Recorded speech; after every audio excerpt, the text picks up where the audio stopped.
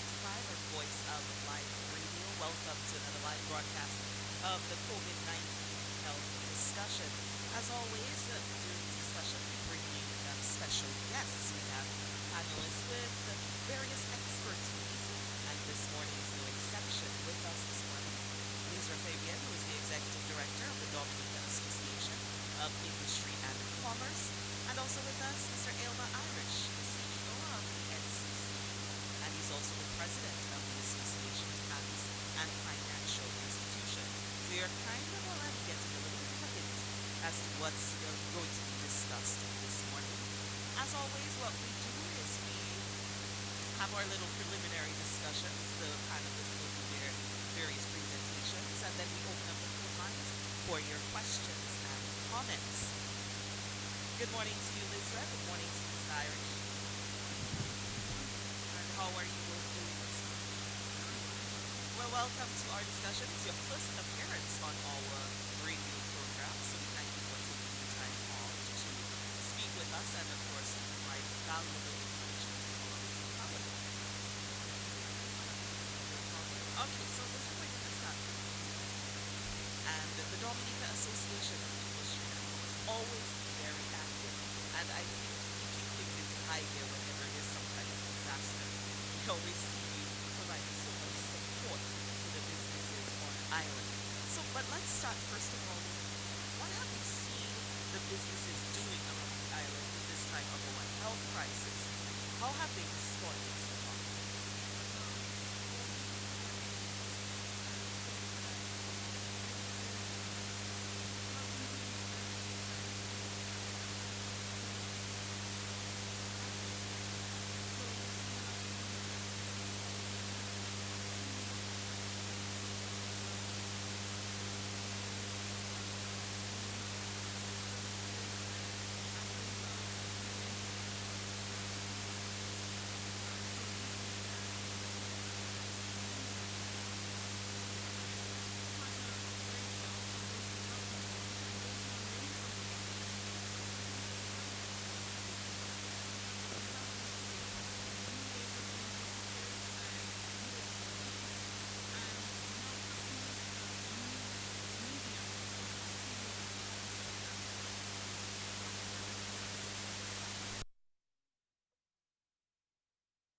This is an adaptation period also, not just for the general public seeking the service, but the businesses themselves have to find ways to adapt and have to put protocols in place for the safety of themselves and the people that they serve.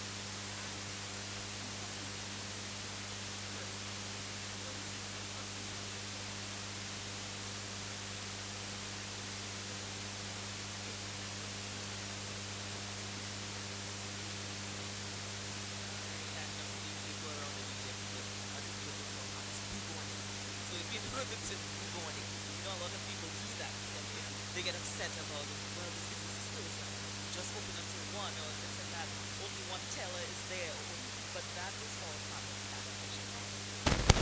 All right. I think everyone is experiencing some pain at this time, including the customers, the businesses, the employees, but we will get through this. I want to reassure everyone that this is not final. I don't know the end from the beginning, but I do have faith and I believe that we will get through this. Definitely. Now, Israel, we have the large businesses who might find it a little easier to cope, the supermarkets and so forth. But there are so many small businesses on our island. How are they coping, and what advice do you have for them, though? Well, for small businesses, I would say small businesses are very prone to many type of risks. And oftentimes when these type of risks, when we are faced with this risk, we have to find new ways of adapting. We've seen some small businesses have been able to adapt in some ways, but there are some who are still, it's still very difficult. It's not easy at all. There are some businesses who've had to close their doors. They have no income coming in, they have expenses to pay, employees to pay, their families to take care of, and that is really difficult for a small business owner, especially some who just became entrepreneurs. They just opened their businesses and they are faced with this challenge.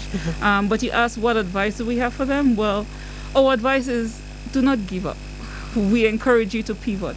And that's one of the things that businesses have to go through many times. It may have been the hurricane previously, it may have been tropical storm Erika. This is now COVID, and this is not the last challenge that we'll be facing in our well, the life of a business. So we encourage all businesses to make sure they put a plan in place. Last week, DIC held two sessions. One was our Distinguished Speaker Series, and the other was a seminar for MSMEs. So the same micro, small, and medium enterprises, looking at business continuity planning amidst COVID. What can we put in place? Looking at our people, our processes, our profits, and ensuring that businesses can first assess their risk, because that's important. If we do not understand the risk that we are faced with as businesses, we are unable to put in take the correct action to help reduce our risk at this time. So we encourage all businesses to focus on understanding what this risk is. If you need support, DIC can provide you with that support. We have some tools that we could guide you on. But understanding that risk and ensuring that there's a plan to mitigate and to be even a bit more proactive within this challenging time. If persons would like to connect with us, I can share our contact information, so we can definitely encourage all businesses who would want this information to reach out. We also share via our social media, but our number is 235-1962, 235-1962. As we're working remotely, we will not be able to answer our office phone, so you could connect with us via the cell phone. And our email address is chamber, chamber .daic@gmail.com. All right, thank you so much. Now, Lizra, we know that you form part, it's not just the DAIC in isolation, but you form part of a larger body, a regional body. What has the support been from that regional body for the DAIC? Well, I'm happy you asked that question. DAIC is part of CARICHAM, and CARICHAM is the Caribbean Network of Chambers of Commerce. And I would say one of the greatest value we've received from CARICHAM in this time is understanding what other chambers have been doing and what other countries are doing. So it's not just what the chambers are doing, but understanding what's taking place within the countries. What can we learn from? What can we implement, adapt and implement to our situation in Dominica? I don't think anything is a cut and fit approach where we just take and copy from the next country and implement as is, but looking at our unique situation. In speaking with my president, Kenneth Green, who is also part of the task force, and we thank him for his support to the chamber and his constant advocacy, we see that the situation changes as time goes by. Today, we are faced with this reality. Tomorrow, it could be another reality. But understanding what the other countries are doing as the situation is changing and seeing how we can learn from that to also improve our situation, this is one of the best tools that we've seen. The chambers, as the network of chambers, we've compared the legislation, the standing orders and procedures, the recommendations from the different chambers, even looking at how we organize shopping.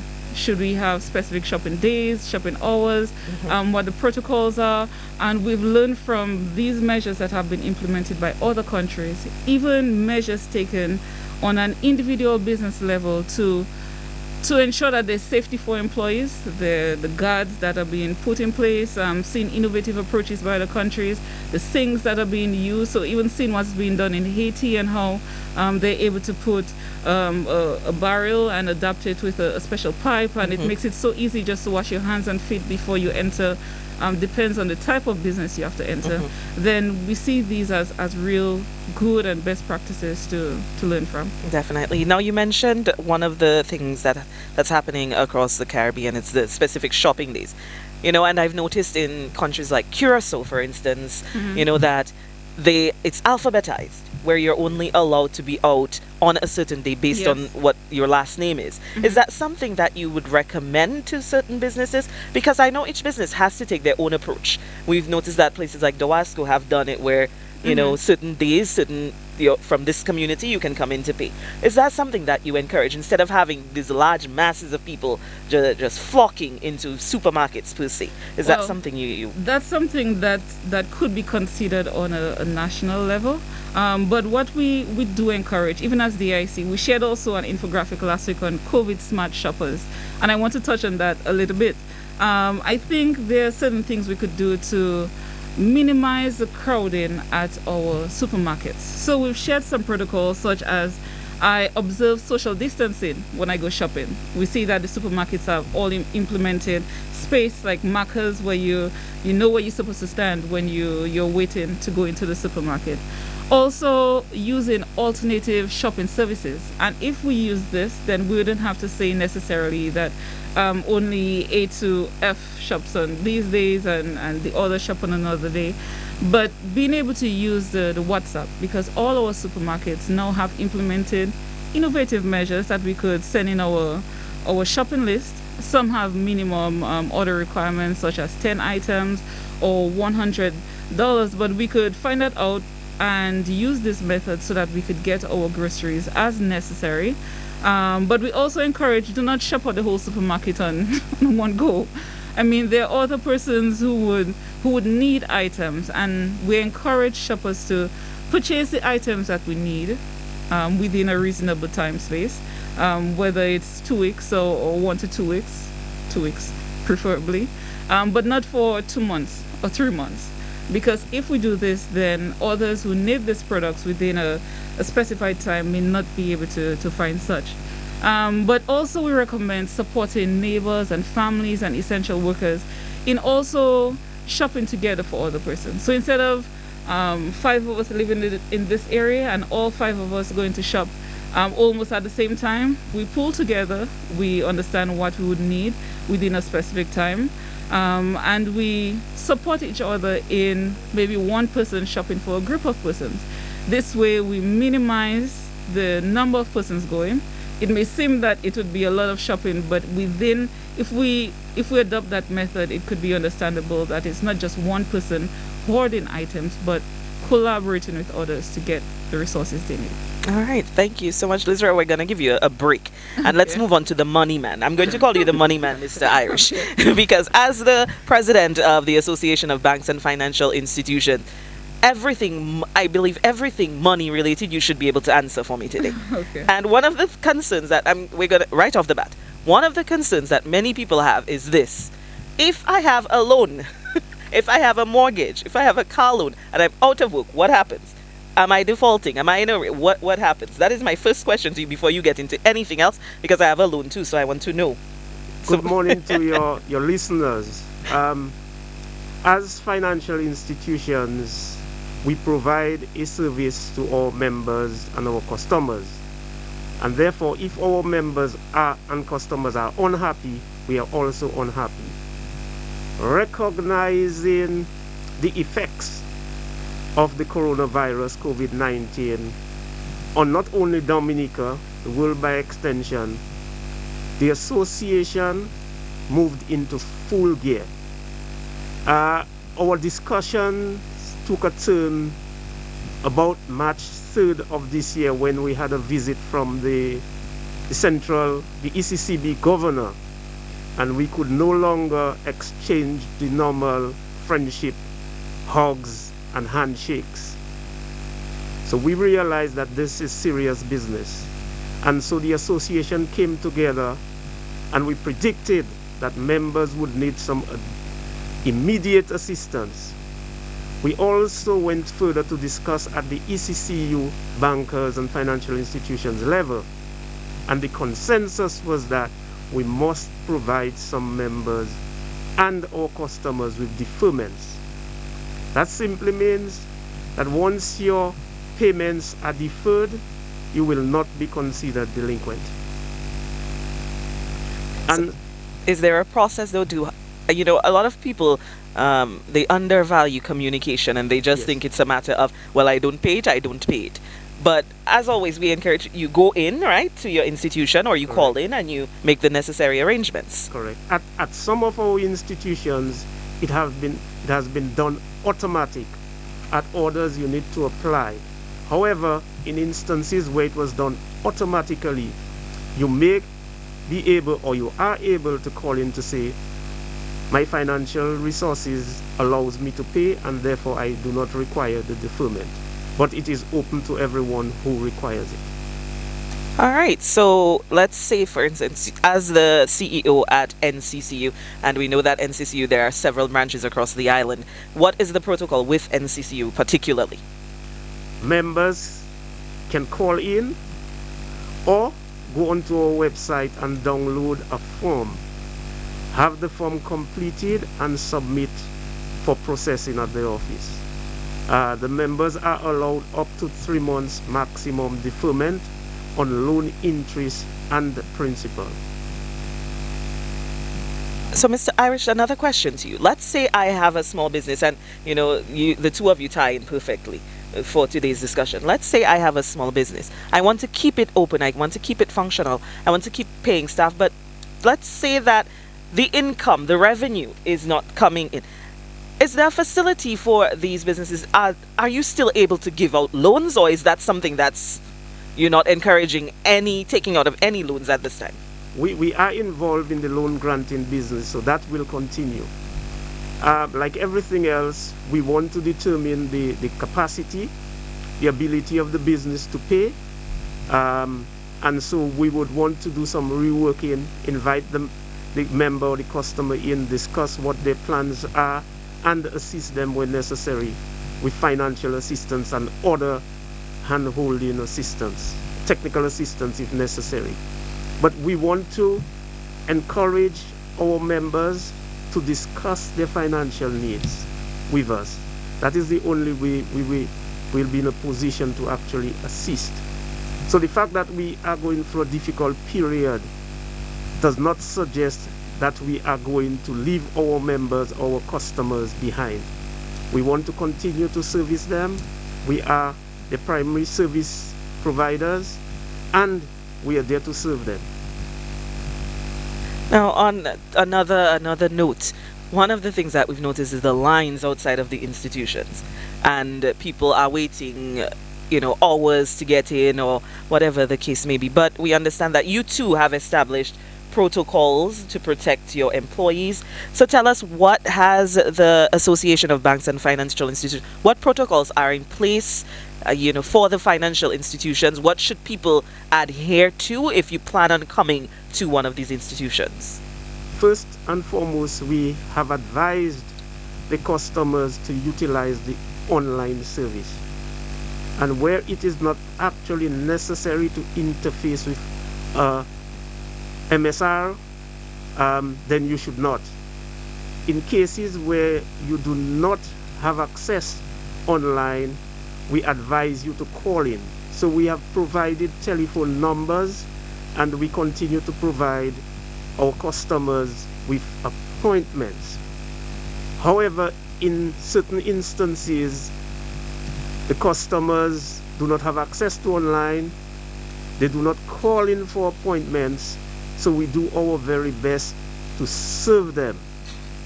We continue to advise them of the need to observe the social, physical distancing, and we are able to manage within the institutions the number of persons that are allowed in at any one point in time. Mm-hmm. We ensure that they are sensitized or sanitized rather on their way in.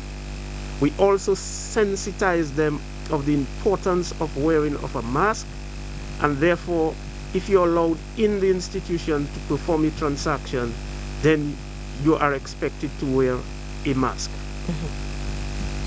All right, so of course we're going to open the phone lines very shortly. The numbers to call: 1-800-327-616-1327, 448-3284, and the overseas line is 305-432-9744. So back to you again, Mr. Irish. So we were just talking about the protocols implemented at the financial institutions. Is there, I know that each institution kind of takes, decides on their opening hours of operation, when the public can and cannot come in. Is something is this something that the association has recommended? Is this, and if you have any information from the different institutions on their opening hours, their functional hours when people can visit, or in particular NCCU? Across the board, the association agreed several weeks ago on an 8 to 1 opening time, and that continued to exist. However, at the various institutions, decisions were taken with respect to the waiver of some penalty fees. So in addition to the deferment, which is standard at all the financial institutions, the institutions have also decided to waive certain penalties and waive certain fees, again, to make life easier for the customers. All right, now what about, we mentioned the online services. What about how that relates to, say, utilities? Do most, if not all, of the institutions provide that facility online, that you can pay your utilities that way? We can reduce the number of people showing up at Doasco, Domlec, Digicel, and so forth. Most of the financial institutions has relationships with the utility companies, and therefore you are able to transact online. And that's what we are encouraging, more specifically during this time, to avoid the crowding, that the customers should utilize the online service. And certainly, if you are not yet registered, we will do what is necessary to get you registered online. Okay. All right. So thank you so much once again. We're going to open the phone lines for your questions and your comments. 1-800-327-616-1327, 448-3284, 305-432-9744. And we'd also like to thank again all the listeners for joining us for the COVID-19 discussion. And we want to thank those who are listening on the radio stations, Kyrie FM, Voice of Life, Q95, and Vibes Radio. Of course, we always want to thank TBS Radio for accommodating us with our discussions every Monday, Wednesday, and Friday. So, Lizra, back to you. You mentioned earlier about a seminar that you held for the members of your association. We didn't delve too deeply in that, but let's talk a little bit more about that, about the support system at the DAIC, and let's talk about that seminar in particular and what details that you were able to share. Okay, so the seminar we held, you mentioned just the seminar, and I wanted to mention the Distinguished Speaker Series that we did in partnership with the Dominica Youth Business Trust, supported by IOM International Development Fund and the Clinton Foundation. And this one focused on online content and social media management for businesses amidst during a crisis. And we explored ways that businesses can keep their presence online and be able to communicate with their customers during this time. It's important to keep in touch with our customers during this time. Ensure that we understand who are our key customers, how we can reach them, and what tools we could use to be able to best support them. And DAIC, we will share some more information very soon. We'll put out the information this afternoon. So stay tuned to our Facebook page, which is Dominica Chamber. Dominica Chamber DAIC, if you want the exact handle. And we also focus on business continuity planning for SMEs. In looking at this, we first of all did an assessment. Each business who was participating at this seminar got to do an assessment of the business in 4 key areas. We saw the people, looking at the lives of the workers and employees, even family members. Then we look at the process. How can the business ensure that their process can still continue even amidst the crisis of being affected by COVID-19? And look at the profits. How can they keep generating profits? And finally, partnerships, because all businesses need partnerships. So these are the 4 main areas that we delve into. And we looked at an example of a business who implemented the necessary measures or put things in place to minimize their risk. And this was a really good example of a business. It's not within the Caribbean, but the actions that the business took are relative or relevant to businesses in Dominica. These are some of the support that we provide to our business in addition to information sharing on best protocols. We know that within our business community, there are a number of essential workers. And these essential workers go out every day, and some of them are at risk. They come back to their families, and then depends on what measures they take when they come home, their families could also be at risk. So even within my family, my mom is an essential worker, and she's on the front line. When she returns, there are certain measures that need to be put in place so that we minimize or eliminate the transfer of any virus or any disease or whatever it is. Not saying necessarily that she would have the virus, but just to make sure that everyone keeps safe. And in me being able to keep safe, then coming here, that limits the potential spread. So just want to make sure I make a plug in for this. We encourage everyone to continue to follow the protocols which have been established by the Ministry of Health. It is really important that if everyone individually take personal responsibility, then we can move back to normal as quickly as possible. Then we would not have to be under curfew, we would not have limited hours, we would not have so many restrictions, and our businesses can be in a better way to thrive and to be able to get back to normal as quickly as possible. So the IC continues to encourage everyone, please follow the protocols. Please ensure that you work from home where possible. When you go onto the public transportation, if we do have to take public transportation, ensure that we observe the necessary protocols. It may seem trivial, and it may seem that, I'm not saying trivial necessarily, but it may seem that we've heard this so many times and everyone else is saying it, but ensure that we wash our hands properly. Ensure that we take the necessary we do what's necessary. We cover our mouth when we're coughing. We dispose of that properly. We wash our hands when we enter in home. We wear a mask if we are coughing or we have some symptoms. We reach out to the health professionals if we do notice that we have some symptoms that need to be looked after or to get a second opinion on.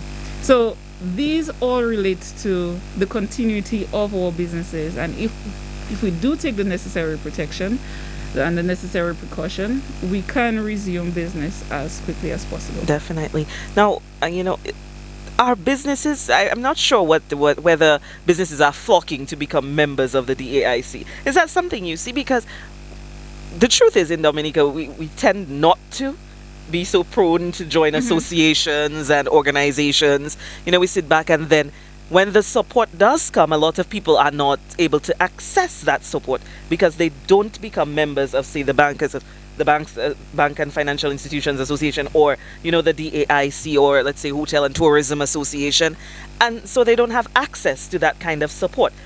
Do you think that businesses in Dominica are responsive to that? Are they joining the DAIC?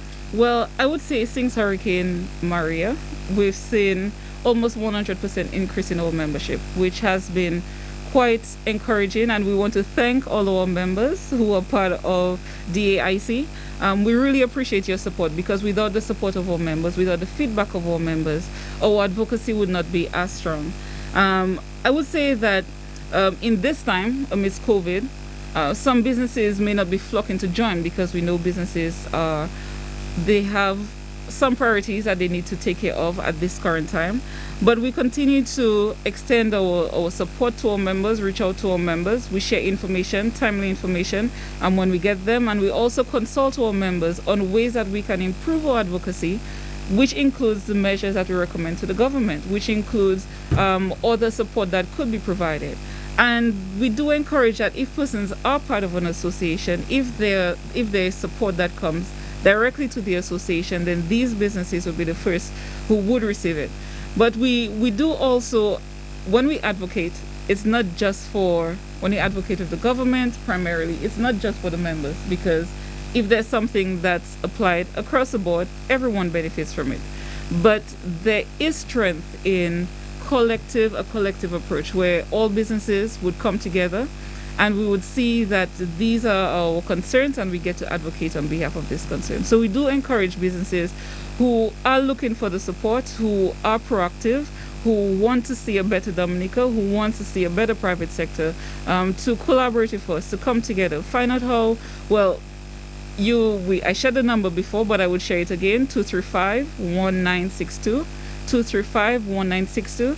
And let's have a conversation, a discussion of how we can better serve you. And we always seek to better serve our members, to add more value to our members. And if we're not part of a group, then there's no one who is concerned or their preoccupation is with adding that value. My personal preoccupation, one of the main ones, would be providing greater value to our members. So, members, please hold me to task. Please encourage me to be able to support you in the best way possible, but also our board of directors who continue to volunteer, because being part of the board of directors of DIC, it's one of the ordinary businesses in Dominica. All businesses have an equal voice at the chamber, and they have volunteered their time, their resources, and their expertise to be able to increase the advocacy of the chamber to support our private sector. So we do encourage businesses to join, to seek out how the chamber can better represent you as a member, and to continue to share your feedback with us. All right, thank you so much. Now, Lizra, you mentioned about partnership with the government. So, Mr. Irish, I want to throw that question to you. You were part of a recent consultation, in relation to the government's response and, getting feedback from various institutions. How would your association in particular partner with the government to, help the government or help the general public? What is that partnership? How is that partnership going? Certainly. We see our importance in the development and sustenance of the economy as being a major part of what we do. Without the financial institutions operating within the economy, there will be hardly any activity. And so we see our role as being as a facilitator. As Ms. Fabian spoke about small businesses, we have recognized for many years that the formal sector may not be in a position to create a lot of employment, for example. And we saw the importance of small business development. And so we have provided for many years funding and promote small business development. And so partnering with the government and partnering with the people of Dominica to ensure that our economy is sustained and improved is a major part of what we do. As Miss Fabian spoke about association and what association does, our association is a unique one in that we are competitors in the core business, but we are able to call upon each other at a moment's notice for any type of assistance that we require. So that has been of great help to us as financial institutions. So we are ready and we are prepared to do all that is necessary to ensure that our economy remains buoyant. If we recall, immediately following Hurricane Maria, we proved our resilience by opening within 1 week of the passage of the hurricane. And that we want to continue to do. Wherever necessary, we will do what we have to do as financial institutions. Very good. Okay, so once again, the phone lines are open. 1-800-327-616, 1-327-448-3284. And of course, as always, the folks in the diaspora, you're welcome to call in as well. 305-432-9744. That's 305-432-9744. We have with us Lizra Fabian of the Dominica Association of Industry and Commerce, and of course Mr. Ilma Irish, who is the CEO at the NCCU and the president of the Association of Banks and Financial Institutions. If you have your questions, comments, concerns, feel free to give us a call. So still with you now, Mr. Irish. So you mentioned about the economy and its buoyancy. We're hearing around the world that lockdowns and shutdowns are so devastating to the economies, and we're hearing about countries considering maybe prematurely opening up their borders, or,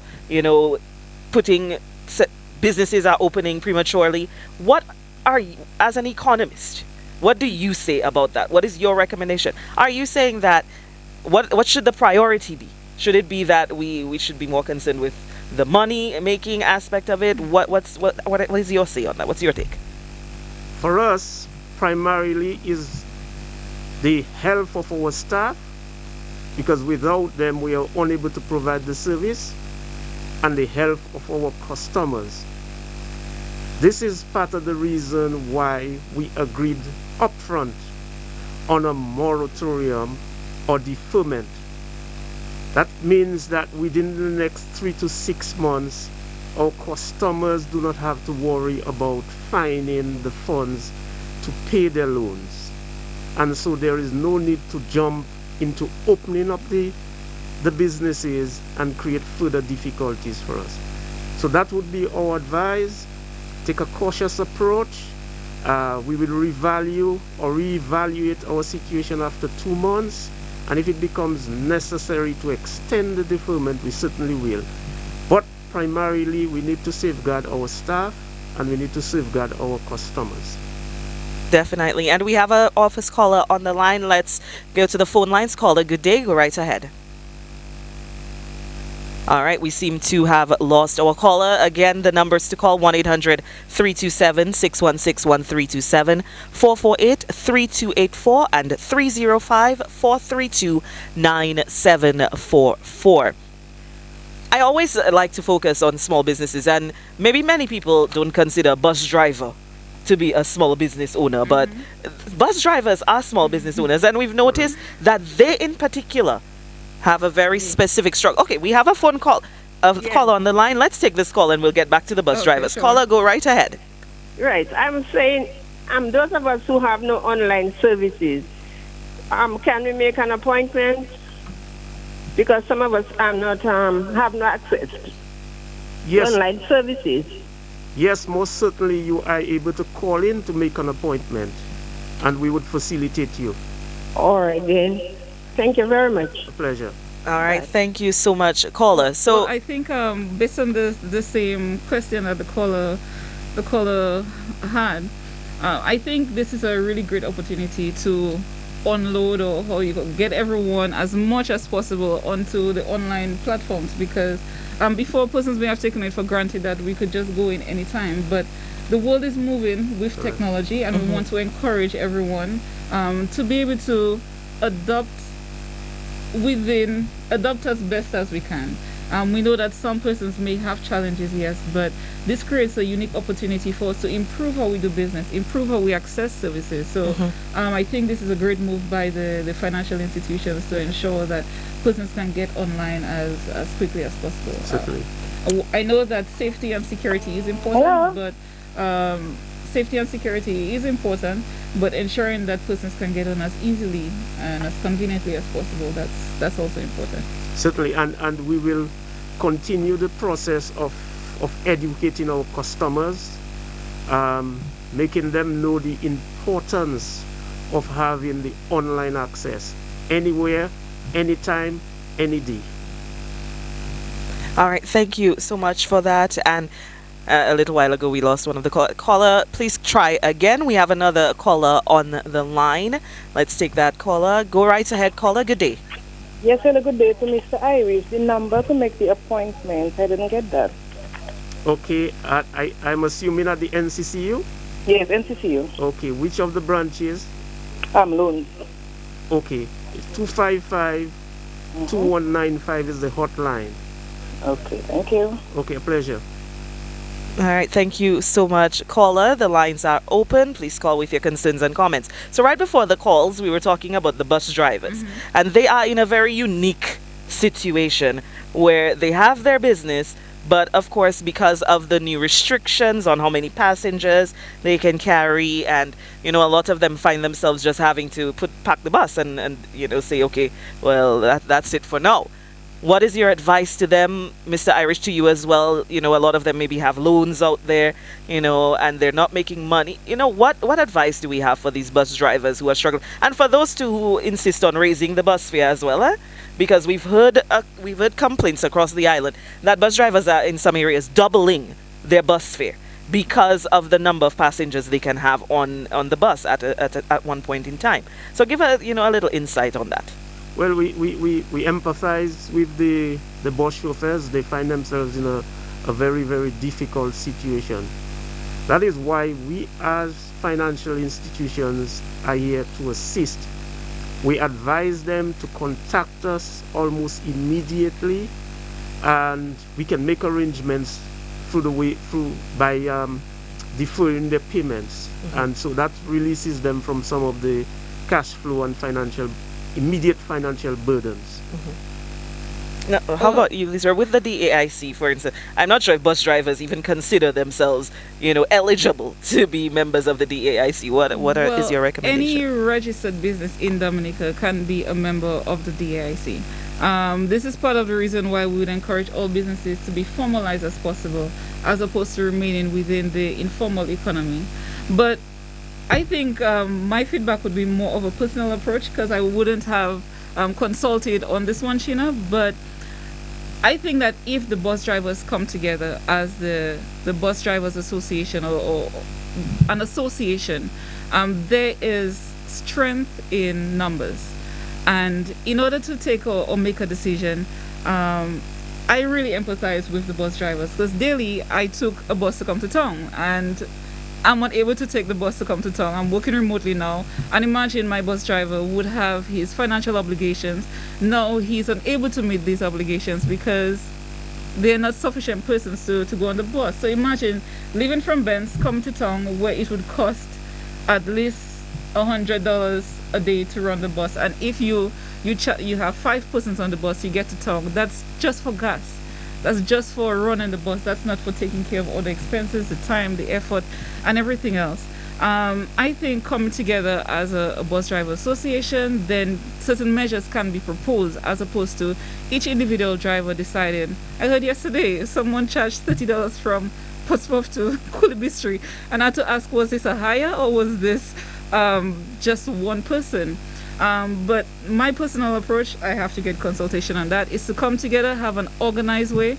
Perhaps the fare maybe can raise a little bit, not significantly at all, because individually we cannot meet this additional expense.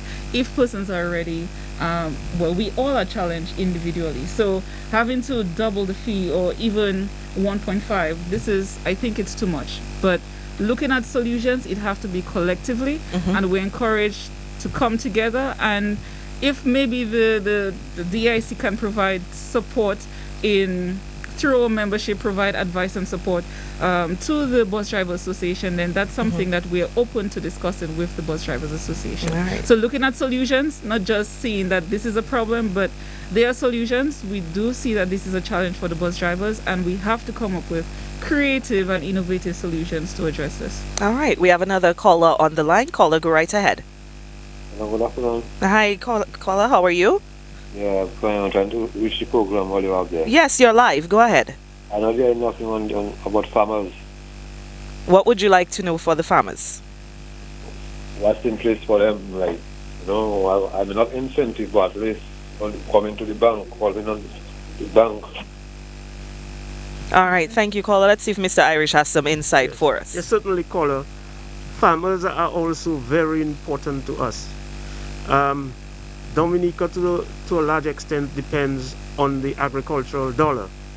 And so whatever we do, we would include the farmers. If particular farmer or farmers have a particular challenge, my advice is to call into the office. We will make the necessary appointment and discuss one-on-one if necessary. However, the deferments that have been approved apply to all the farmers as well. And as I said before, we would be reassessing the situation within the next 2 months with a view to coming up with innovative products and services to assist all our members and customers, including our farmers. Thank you so much, Mr. Irish. We have another caller on the line. Caller, go ahead. I'm just saying, if you are from the north, can you do transaction in the Marigot Credit Union? We were told that Rosa Central Credit Union is not affiliated with the Marigot Credit Union, so you must go to the city. Can something be done that you can get some sort of transaction made in the Marigot area? Thank you, caller. Thank you. Thanks for your call, caller. As we speak, yes, the Marigot Credit Union is associated with the NCCU and the Triple CU, but is not necessarily a part. What we did as the NCCU several years ago was to install an ATM at the Marigot Credit Union that can be utilized by our members and the members holding accounts with Marigot Credit Union. As of now, I know there's a little challenge with the machine, but we hope to get that rectified very soon. All right, thank you, Mr. Irish. I have another question for you, Mr. Irish. We've been talking about deferments of loan payments. What about interest payments, though? If the loan may be deferred, but we know that sometimes you still have to pay the interest. So is that what's the take on that? Okay, very well. And that is very important in the education process to our customers. There is a distinction between a deferment and a waiver. Where a loan payment is deferred simply means that the date or due date is advanced. So in this particular instance, there's a loan deferment on interest and principal. However, the interest continues to accrue on a daily basis. And so we are advising our members where it is not necessary to take the deferment, you probably should avoid the deferment. And where it is absolutely important to take the deferment, you need to make arrangements in the future to capitalize your interest. Where there is a waiver, for example, what we did at the end after Hurricane Maria, we waived up to 4 months interest. Therefore, members were not required to pay that 4 months interest. But in this particular instance is a deferment of the loan payment, which means that you are not expected to make the payment immediately, but interest continues to accrue on a daily basis. All right, thank you so much. We have another caller on the line. Caller, go right ahead. Hello. Yes, caller, you're live. Go ahead. Peace be unto everyone. I'm always locked onto the station and I'm listening to you all.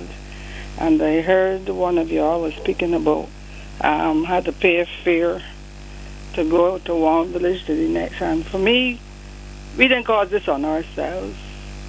And even here in our country, everybody have to be, this is a time now to be caring and considerate to each other.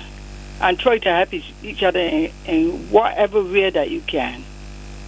This is a time. This isn't a time now to rip off nobody or anything, because we don't know how long it's going to be. We don't know what's going to happen next. And please be kind to each other. That's all I have to say.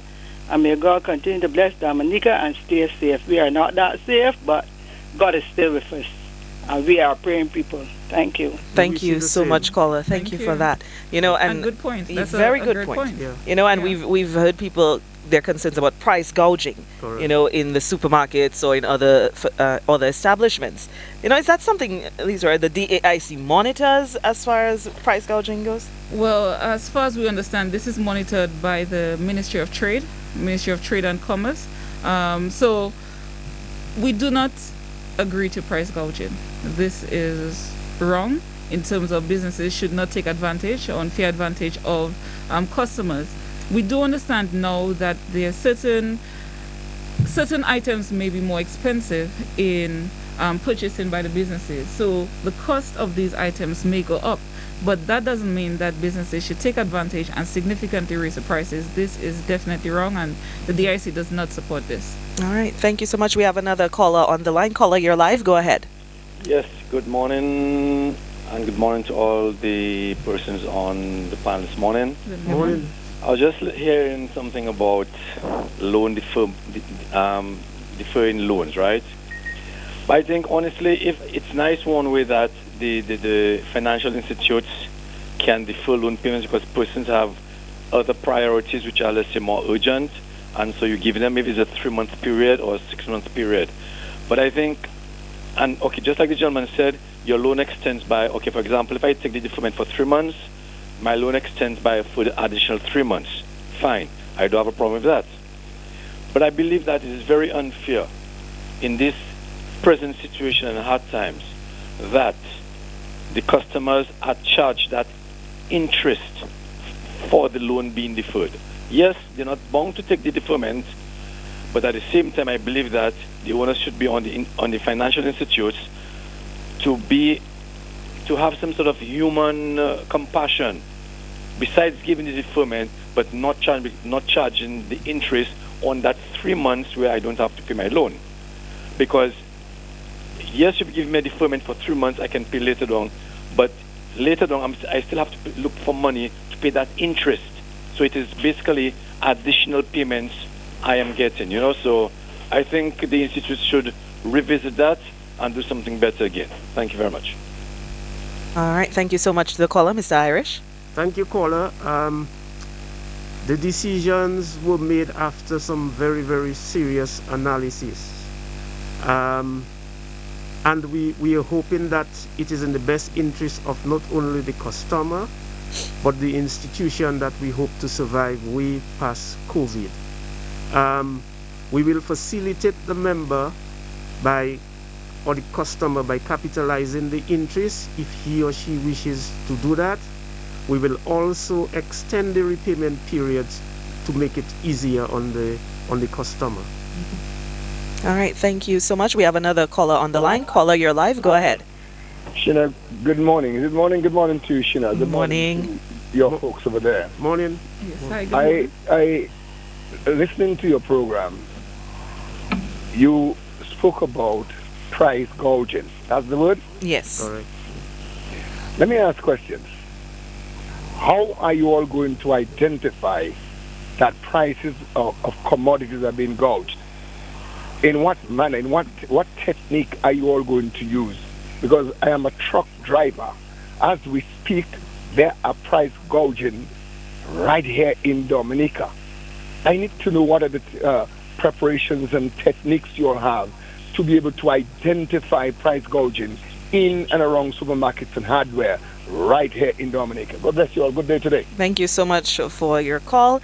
Now, just before we go into that, I know Lizra mentioned that the Ministry of Commerce is specifically responsible. Is attached to trade, so right. Trade directly is the one that's responsible. That's responsible for the that. Director of Trade. All right. So what I would suggest, if you have a specific concern about, and I'm sure you sound like you know exactly which business you're referring to. Yeah. So I would recommend that you can call the ministry and, make a report.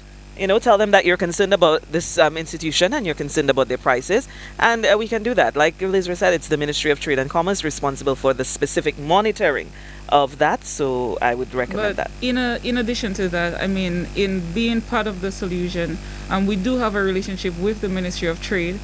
So we will be speaking with the minister or the Director of Trade to see how their protocols can be it can be understood by the general public. So if we are aware that something is happening, how can it be reported, and how can we see changes in what's taking place? So I think it needs to be the communication of this can be improved. So we will do our part in sharing this with the Ministry of Trade and seeing how we can find solutions to this challenge. Definitely. But thank you for your concern, caller. All right, we have another caller on the line. Caller, you're live. Go ahead. Shina, you all haven't answered my question yet. What are you talking about making a report? I thought the Ministry of Trade would have employed a few persons to go around to be able to identify the prices of commodities before and now. That's what I was expecting to hear from you all. If I go to a hardware and I purchase a commodity, the price that it's not supposed to be sold, and I report that to the ministry, how am I going to be informed that investigation is being carried out and actions are being taken? That's the question I'm asking. From what I'm saying is that, and I'm knowing, and I'm suspecting is, I have to report the hardware, and then from there the Ministry of Trade will investigate. Now, I am not in denial that the Ministry of Trade doesn't have the cost and prices of commodity based from customs coming into Dominica. But when it reaches on the shelf is a different scenario. I'm a business person, I know what I'm talking about. So if I am to report a hardware, how far will that go? I suggest you all guys get a couple of guys and let them go in and around the supermarkets and see what's happening, hardware, see what's happening. Take the costing of commodities before and now, and from there you all can identify who or which company, which hardware, which shops or supermarkets that are doing price gouging. This is my suggestion, girls. Good day today. All right, thank you so much. Yes, thank you for that caller. I can't speak directly for the Ministry of Trade, but I'm aware that the Ministry of Trade have been going out and checking the supermarkets, observing the prices, seeing where there are changes as necessary. But what we will do is to find out from the ministry exactly how they're doing that so it can be better communicated to the general public so that all concerns can be answered. Definitely. All right, thank you for that. We are very quickly approaching the end of our program for today. Let's just take a couple of final callers. Caller, you're live. Go right ahead. Yes, caller. Good day. Go ahead. Good afternoon. Good afternoon. And everybody okay? Yes, we're doing well, thank you. Thanks. Okay. I don't want to speak about small business because I am got a business, but it's my nephew who has a small business. Let me know that a little bit. Hello? Yes, caller, go ahead. Yes. It's my nephew who has a small business. I don't know where he can go. Well, his Ministry of Trade, he have to go and settle that. But what I call to say about the credit union, that is where I survive. At the credit union. But some people are talking about credit union. When they go and take the people loan, they doesn't pay. And they're giving a problem to the credit union and the other members that have to go and get the loans to help themselves. I survived there for years. And I thank God for the credit union. They are doing a fantastic job. And I just want to say good morning to Mr. Irish. Well, it's afternoon now. Morning, afternoon to you. Mr. Elmer Irish, my son. Good afternoon. Hello, you are there? Good afternoon to you. How are you? Very well. The family is okay? The wife is okay? Everybody is doing well, thanks. I am so happy to hear your voice. I said I must call you to greet you this morning. Thank you. And your staff members. You're doing a fantastic job. Thank you very much. What has to do with loans and so when the people take their loan, they have to know they have to pay back. Some of them don't pay back and they're giving all you plenty problems. So you have to know who you are giving loan and make sure you all check their business and check them well. Because they've been problem for you all after they take the money. The money is bright and nice, but when to pay back is a problem. Okay? Thank you. All right, Mr. Irish, So you have a wonderful day. God bless you and all your staff members and credit union. That is where I make my life. Have a blessed day. Thank you so much. You well. too, Take Mr. care of yourself. Watch over yourself. Okay, with that disease. Thank They you. turn that outside here, you know. Be strong, be bold. Have a blessed day. God bless all of you. Thank you, Thank you. caller. You as well. Okay. Mr. Irish, you have a staunch advocate right there. Certainly. And the credit union movement has an advocate. And she's encouraging repayment of your loans. Is that, is that a big issue, Mr. Irish? Delinquency is in fact an issue. In a lot of instances, I think members run into difficulty and fail to discuss because the credit union is always open to discuss workouts, reduce installments, find new and innovative way to assist. So delinquency, yes, is always a challenge, but we do our very best to manage it. All right. We have our final caller. Let's make this our final caller for today. Caller, go right ahead. Good afternoon, everybody. Good afternoon to you. Very interesting and informative program. Thank you. I have a suggestion, and I'm not sure if it will be taken well by the citizens of Dominica. Whereas the institutions will do everything in their power to ensure that they alleviate, the problems at times like this when we have either man-made or natural disasters, we have a responsibility to ourselves to do some savings. I just want to say that if you save a little over a period of time, when the need becomes great, then you will have somewhere to dip your hands into. I'm not saying that we shouldn't help. I'm not saying that there shouldn't be, deferments and, that kind of thing. But at the same time, we have a personal responsibility to prioritize. And when we have monies, we need to put a little aside for the rainy day. So that when that rainy day comes, before we move on to the programs, the social programs that have been put in place, we have a little savings somewhere that we can help ourselves. Have a good day. All right, thank you so much, caller, for that Very good comment. advice. Mr. Irish, go ahead in response to that. Yeah, that is in fact a very, very good advice, and I think it comes from a teacher. So thank you very much. Very good advice. We always advise our members to save, put aside for a rainy day, as the caller just said. That is why the credit union has in place a compulsory savings requiring all members who are granted loans to make a certain payment on a fortnightly, weekly, or monthly basis towards their savings. So in times like these, rather than going to the loans officer to request additional loans, you can simply go to your savings and withdraw. So yes, sound and very sound advice. All right, thank you so much, caller. And as we wrap up the program, any final comments and remarks from the both of you? Let's begin with you, Mr. Irish. Certainly, we want to continue to encourage our members to remain steadfast, to observe the protocols set by the Ministry of Health. We as an institution or institutions, we are here to assist you. Feel free to contact us whenever necessary. Continue to use the services. We encourage you as far as possible to get online to allow you access to your accounts 24/7. Whether though it's during curfew or not, you can still transact. And most international transactions now are being encouraged online. The use of cash or the handling of cash also has its negative in light of the present pandemic. So if you're able to utilize your ATM, utilize your online service, you will certainly reduce the risk. We want to wish all our customers and all Dominicans well in this trying time. Thank you. All right, thank you, Mr. Irish. And Lizra? Well, I want to thank you for the opportunity of having DIC on this program to also share some of what we've been doing and to continue to encourage our business community. We know that it's not easy right now for every single person. Everyone is feeling some pain at this moment. But we must understand that we do hope that this will not continue for a very long time. But the length of time that this will continue is also dependent on the measures that we take individually. So we continue to encourage social distancing. We continue to encourage paying attention to the protocols that have been established by the government. And as we take these necessary precautions, we do believe that the spread of COVID-19 in Dominica will be reduced and we can return to normal operations as quick as possible.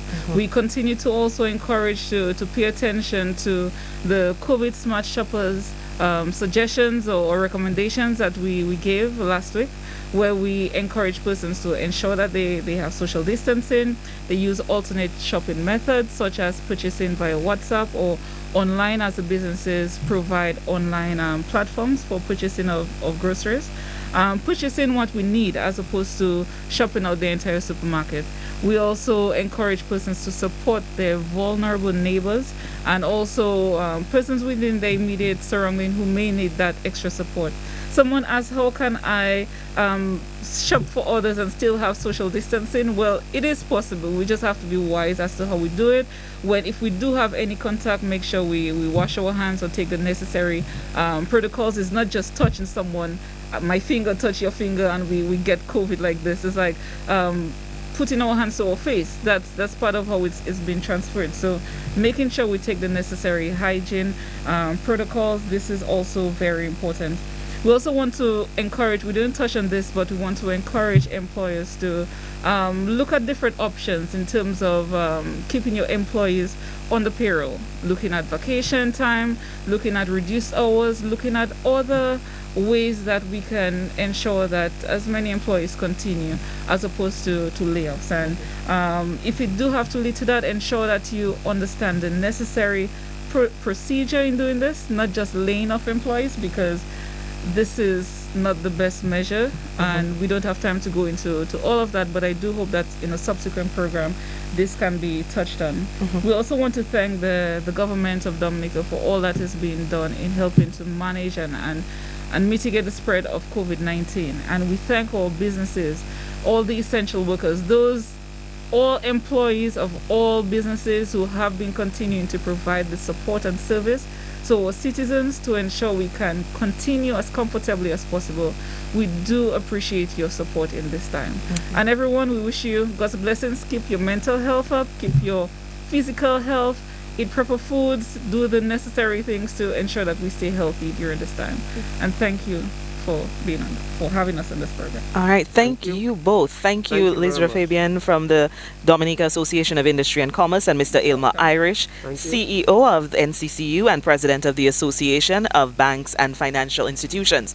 And I want to thank you all in particular, because we understand that this COVID-19 fight is not just a Ministry of Health fight. This is a multi-sectoral approach where it affects just about every aspect of our lives. So it takes every sector, every institution, every establishment to come together and do what they must and what it takes for us all to pull through this fight together. So thank you both for your time. Thank you to the listeners of DBS Radio, Vibes Radio, Kyrie FM, Q95 and Voice of Life Radio for joining us on this program. We'll be back again on Friday, God willing, with another edition of this COVID-19 discussion. Thank you all and have a blessed day.